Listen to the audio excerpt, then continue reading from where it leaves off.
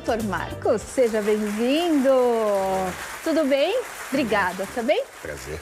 Ó, não é? Pra gente poder vislumbrar essas paisagens igual ali, o girassol, poder viajar com a família, sem problema nenhum, nosso coraçãozinho tem que estar em dia, né, doutor? Com certeza. Né? E aí, hoje, com essa correria que a gente tem, a gente acaba não percebendo alguns hábitos que podem prejudicar a nossa saúde, inclusive a saúde do coração, né, doutor? É verdade, até porque a maioria das doenças relacionadas ao coração são silenciosas. Muito. E Isso. quais são essas doenças silenciosas, doutor, que a gente não consegue perceber no nosso dia a dia, que vem assim aos pouquinhos minando a nossa saúde? Se a gente for pensar que ainda uma das principais causas de morte no mundo e de invalidez é o infarto e o derrame, eles muitas vezes já têm tendências silenciosas e que um momento se manifestam. E um dos principais vilões que podem levar a isso é a hipertensão, a pressão alta, que também é silenciosa. Muito silenciosa, né? Muito. A pressão alta, ela tem algum tipo, a idade, ela é hereditária? Como que a gente deve perceber, como que a gente pode cuidar para prevenir, doutor? Hereditariedade tem, mas a principal proteção vai começar já na infância com a alimentação, controle do peso, bons hábitos. O hábito saudável na infância vai refletir no futuro. Agora, tem pessoas com mais tendência que podem manifestar a hipertensão ainda jovens. Quando a gente fala em hipertensão, porque às vezes as pessoas não conseguem entender a diferença de hipertensão, talvez uma arritmia cardíaca. Não é isso, doutor? Ou eu estou falando besteira? O que se sente, às vezes, confunde. Né? A hipertensão vai ser a pressão alta. A arritmia vai ser o ritmo do coração mais descompassado ou fora da regularidade. O problema é que quando a pressão sobe, às vezes a pessoa sente mal-estar. E esse mal-estar, às vezes, ele é de difícil descrição. Sente mal-estar no peito, sente na cabeça, sente dificuldade de respirar. Aí as coisas se confundem, né? E a arritmia não, isso é só o coração acelerado. Então, mas também se o coração acelera e descontrola, vai sentir mal-estar, fraqueza, pode sentir dor no peito. Tá vendo, Por isso que a gente tem que olhar antes, E né? a gente, na verdade, eu acredito que hoje a prevenção, né, doutor Marcos, é o melhor remédio, né? É a principal ferramenta. Ferramenta. Prevenir ainda é evitar. Então, o prevenir permite uma vida mais saudável, uma vida mais longeva. A gente vive mais por conta disso. Ó, vamos fazer o seguinte, coloca o nosso telefone na tela aí, que se você estiver assistindo a gente, tiver alguma pergunta, já vai mandando. Teve algum probleminha no coração? Quer saber se vai voltar, se não vai voltar? Pode mandar pra gente pro Dr. Marcos Andreucci, é isso mesmo? Andreucci. Andreucci? É italiano? Italiano. Ai, que bonitinho. E aí a gente vai perguntar então pro Dr. Marcos, tá? Porque eu já quero voltar para uma primeira parte que o doutor começou o nosso bate-papo. E assim, eu sempre me confundo e eu acredito que quem está em casa também se confunde. A diferença do infarto e do derrame, né? Uhum. Qual que é a diferença? Porque assim, os dois têm a ver com o coração ou não? O infarto, a gente usa esse termo para falar do coração. Tá. Quando uma artéria coronária, que são as artérias que irrigam o músculo do coração, ela é obstruída. Aí a pessoa tem um infarto. O derrame é um termo mais popular que a gente usa para os acidentes vasculares cerebrais. Porque o acidente vascular cerebral ele pode ser por entupimento da artéria ou por ruptura da artéria. Então ele pode entupir ou ele pode sangrar. Caramba. Então vamos chamar os dois de uma forma geral de derrame. Os dois, então, doutor? Que coisa, que seria o gente. acidente vascular cerebral. E aí, por exemplo, quem já teve um infarto, já tem um problema do coração, a questão do cuidado tem que ser ainda mais periódico. Sim. Como que tem que ser, doutor? Vamos classificar as pessoas em grupos de risco. Bora. Então vamos imaginar que se ele tem uma predisposição ao infarto, que seja genética, mas tem também fatores de risco, e os principais fatores seriam obesidade, colesterol elevado, açúcar elevado no sangue, a pressão alta, o sedentarismo, o tabagismo, o estresse, Tudo isso vai levar a uma soma de fatores de risco. Quanto mais fatores de risco, maior a gravidade, que chamaremos de um risco global do paciente. Entendi. Ó, temos uma primeira pergunta aqui. Vamos ver o nome da nossa amiga Vani. Boa tarde, Kelly. Boa tarde, Vani. Obrigada por estar com a gente, tá? A minha mãe teve infarto há 1 ano. Fala pra gente a idade dela, Vani. E ela sente cansaço ainda. Por quê, doutor? Ela tem que fazer alguma atividade física? Está perguntando também. Essa pergunta é ótima, porque um dos principais tratamentos que a gente vai ter para a doença cardiológica é a reabilitação cardíaca, ou seja, fazer exercício. Hoje é uma prática praticamente mandatória em todos os casos. O que vai ter que ser visto na sua mãe é se o cansaço ele é oriundo de uma fraqueza física em geral, se alguma coisa clínica relacionada a hormônios, vitaminas, condicionamento, ou se realmente tem doença residual. 86 anos, doutor. Provavelmente tem já alguma deficiência de nutrientes, de vitaminas, de própria massa muscular. Então, é um conjunto.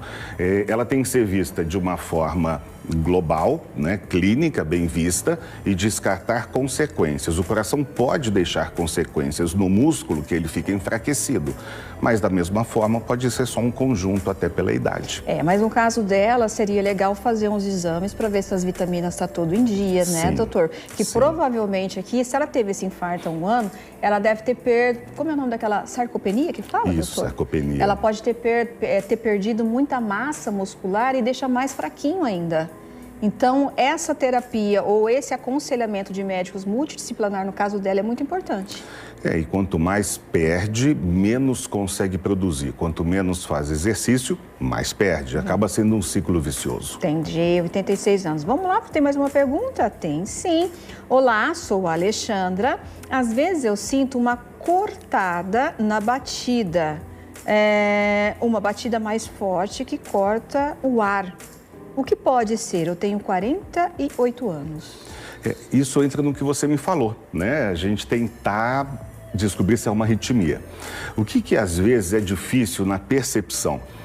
Nenhum de nós está sentindo o coração bater agora. Então, seu coração está funcionando, batendo aí de 60 a 100 vezes por minuto, que é normal, mas a gente não está sentindo. Se no ritmo próprio ele faz um batimento que eu percebo, eu não consigo interpretar se isso é normal, que eu percebi, ou se é um batimento alterado. Então, a percepção do batimento cardíaco, eu vou chamar vagamente de palpitação. Essa palpitação pode ser uma arritmia, o coração bateu fora do ritmo, ou pode ser uma percepção do coração batendo. E isso a gente investiga até para dar segurança para a pessoa poder ter uma vida saudável. E repito, de novo, aquele principal remédio que é a atividade física. Qual o exame que a gente pode fazer, doutor? A gente começa primeiro conversando com esse paciente, entendendo esse risco global. Tá. Quais os fatores de risco ele tem? Contexto de vida, qualidade de sono, alimentação, atividade física que ele faça, recomendado hoje pelo menos 150 minutos por semana, mais 2 atividades com musculação. Se esse paciente alimenta bem, qual o tipo de alimento? Saiu uma diretriz americana agora falando coma comida de verdade, né? Então é a lição principal que a gente já vem trabalhando há muito tempo. Comida boa, saudável. É a comida verdadeira, né? Mais natural possível. Então, entender o momento e aí sim, fazer o exame físico bem feito, eletrocardiograma. Aí a gente tem uma sequência de exames individualizados caso a caso. Existe um eletro que fica os fiozinhos 24 horas, que pode ser também feito até 7 dias a uma semana. Existe o exame de esteira, que a gente provoca esse coração monitorado numa esteira para ver se aparece alguma coisa. Existe ultrassom do coração e aí vai. Tem uma vários, série de então. exames de acordo com cada caso. Tem uma pergunta aqui que eu achei bacana, porque a gente teve uma mudança e eu acho que muitas pessoas devem estar preocupadas ou também fica meio em dúvida. O Paulo pergunta para o doutor qual é a verificação da pressão que é normal. Teve uma mudança na alta e na baixa, né, doutor? Na realidade foi uma evolução de raciocínio. boa. O que se entende já há alguns anos, isso já tem sido discutido mundialmente, se percebeu que pressões abaixo de 12/8, elas têm menos risco de complicação cardiovascular. Pressões acima de 12/8 começam a ter mais risco.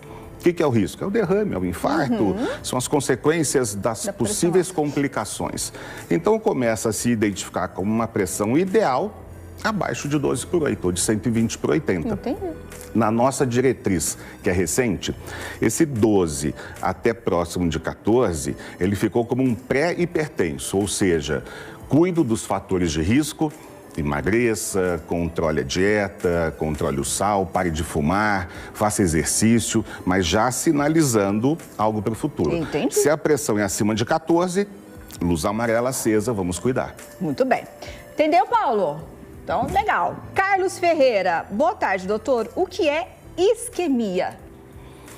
A isquemia é a falta de irrigação sanguínea. Então, seja em que região do corpo for, se não chega sangue para irrigar o músculo, ele está isquêmico. Então, eu posso ter uma isquemia cerebral, posso ter isquemia no coração, que a gente chama de angina. Posso ter uma isquemia em qualquer região do corpo, nas pernas, nos braços, aonde for. Ou seja, não chega sangue porque as artérias estão obstruídas ou semi-obstruídas. Caramba! Cid Rodrigues, gostaria de saber do doutor se o exame de tropomina consegue detectar se a pessoa tem indícios que poderá sofrer um infarto, AVC. A troponina não é um exame de predição. Ele é um exame de diagnóstico. E ele se altera também além da isquemia. Então, não é um exame que eu faço, opa, realmente tenho um infarto. É uma clínica típica de dor do coração com a troponina elevada. É um exame feito na emergência para ajudar na triagem, se é ou não um infarto. É agudo. Entendi. Pra gente finalizar, e tem pergunta chegando, tá? Me perdoem, mas eu não vou conseguir responder todas com o doutor aqui, tá? Mas eu vou finalizar com essa aqui, que é da Joana Alves. Doutor, me falaram que em mulheres os sinais de um possível infarto são diferentes dos homens. É verdade? É verdade. É verdade? Podem ser diferentes. Aquela dor clássica de aperto no peito é uma descrição de livro. Mas pode haver dor abdominal, pode haver dor nas costas, pode haver diminuição de dor e ter mais palidez, suor, náusea, vômito. As dores podem ser diferenciadas. Caramba, gente! É difícil, porque quando a gente acha que aquela dor no braço que veio, você pode ser um infarto, então, às vezes não, às vezes pode. Pode confundir. Nem toda dor no braço é infarto, mas pode ser. Tá, mas o que a gente faz então, doutor? Liga para pro socorro? Chama o SAMU se for preciso. Se for uma coisa muito exuberante, você tem fator de risco, você está exposto a situações de estresse, fuma, sedentário, obeso, aquele monte de fatores que a gente comentou. E teve um desconforto de dor, seja no estômago, nas costas, opressivo no peito, que não melhora, acompanhado de palidez, náuseas, vômitos, suor frio, vai para o hospital. Gente, vamos cuidar do coração? Vamos prevenir, vamos fazer uma atividade física, vamos fazer nosso check-up anualmente, que é o mais fácil. Com doutor, certeza. Obrigada. Até porque é mais certeza. fácil e mais barato, né, doutor? E melhor né? prevenir do que cuidar de uma do que doença remediar, estabelecida. do que diz a mamãezinha, as nossas E é verdade, mãezinhas, não é esse é um mesmo? ótimo ditado. Doutor, obrigado, tá?